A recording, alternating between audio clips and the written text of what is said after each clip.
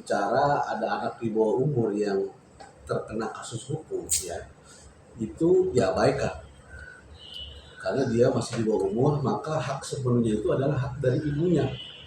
Nah itu yang publik harus tahu tuh. Jadi diambil alih sama ibunya. Apapun yang terjadi pada anak ini kemudian diabaikan. Hak ibunya lah kemudian untuk membuat laporan, memberikan laporan sebagai bukan dulu, karena ini dia masih di bawah perwakilan ibunya sampai kemudian dewasa. Begitu juga misalnya dengan hubungan dia dengan orang lain, misalnya ada hubungan persetubuhan dan sebagainya. Kalau kemudian ada laporan dari pihak ibunya karena dianggap itu sebagai bentuk pencabulan, jadi tidak bisa dibela dengan alasan suka sama suka, nggak ada. Undang-undang perlindungan anak tidak pernah mengenal itu.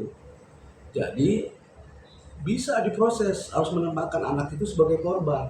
Suka sama suka-suka itu bisa lahir karena alasan dia kemudian ada tipu muslihat, dibohongin, sehingga dia mau melakukan tindakan asusila, kemudian sampai kemudian hamil misalnya, digugurkan, terus dibela dengan alasan bahwa ada hubungan suka sama suka. Nggak bisa.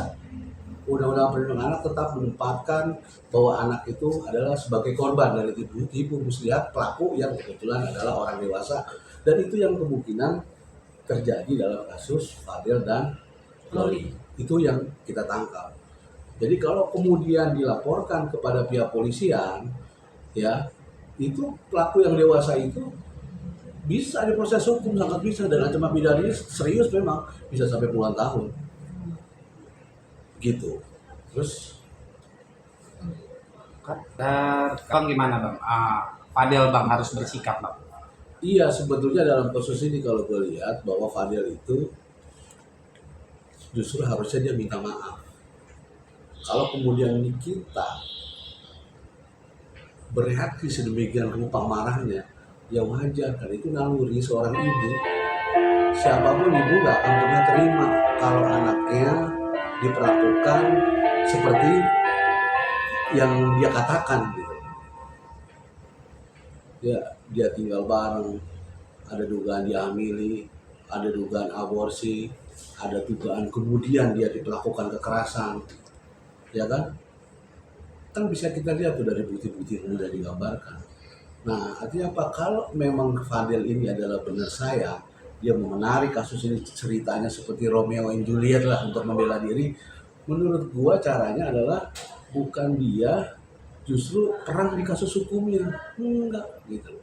Tapi caranya dia adalah pendekatan kekeluargaan, keluarga antar keluarga. Karena kalau misalnya dia benar-benar cinta, maksud gua, lu harus minta restu nih dari ibunya, itu yang benar, bukan dikompor-komporin gitu loh. Kalau Loli suka sama gue, dia ikut mau kata gue, tapi Loli justru malah dia selama ini jadi penyerang ibunya, jangan-jangan kan ikutin maunya Fadil sikapnya selama ini. Nah berarti kan ada yang salah gitu loh. Nah maksud gue, lu pendekatan, datang ke kita keluarganya gitu. Jangan bicara kasus hukumnya dulu dah, komitmen kuat bahwa dia memang mencintai misalnya. Ya enggak, kalau kemudian syukur dikit ada perubahan pikiran, misalnya ternyata direstui, kan kita nggak pernah tahu. Kalau persoalan misalnya dia masih di bawah umur, bisa kok dia juga ke pengadilan minta permohonan dispensasi. Kalau memang ini, tapi kan situasi hari ini justru malah makin rumit. Dan justru yang paling berbahaya menurut gua adalah laporan polisi yang saat ini berjalan nih atas tuduhan pasal-pasalnya serius loh. Ada aborsi, pakai undang-undang kesehatan, ada undang-undang perlindungan anak, ada kekerasan. Kalau ternyata visum-visum itu semua bisa dibuktikan, wah ancaman pidananya ngeri, itu terus bisa puluhan tahun. Yang paling menarik itu apa? Kalau tuduhan aborsi itu bisa ada kemungkinan nanti ada proses gali kubur, kalau memang itu dikuburkan. Nanti akan didalami siapa yang tahu dan membantu turut serta dalam proses aborsi. Mungkin ada orang lain, mungkin ada oknum bidan, ada oknum dokter dan sebagainya, bisa ditetapkan tersangka. Mungkin bisa dia. Ini akan panjang sekali, dan kemudian ini nggak akan pernah justru bisa menyelesaikan persoalan.